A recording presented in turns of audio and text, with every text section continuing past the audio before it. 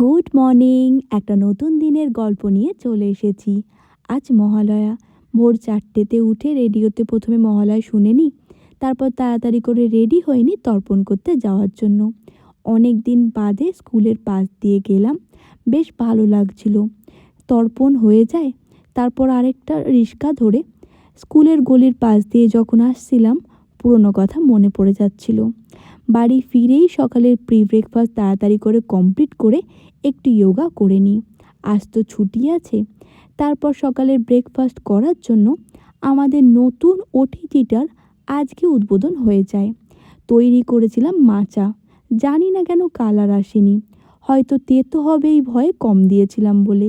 সকালের breakfast complete করে কিছুক্ষণের মধ্যেই কাজ নিয়ে বসে পড়ি, আর মা বলল আজ বাড়িতে ভাত হবে না, সারাদিন রুটি আর কাবলি ছোলার তরকারি।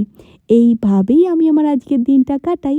আমার এই ধরনের ভিডিও ভালো লাগলে ভিডিওটা লাইক শেয়ার করে আমার নতুন চ্যানেলটি সাবস্ক্রাইব করে পাশে থেকো ভালোবাসা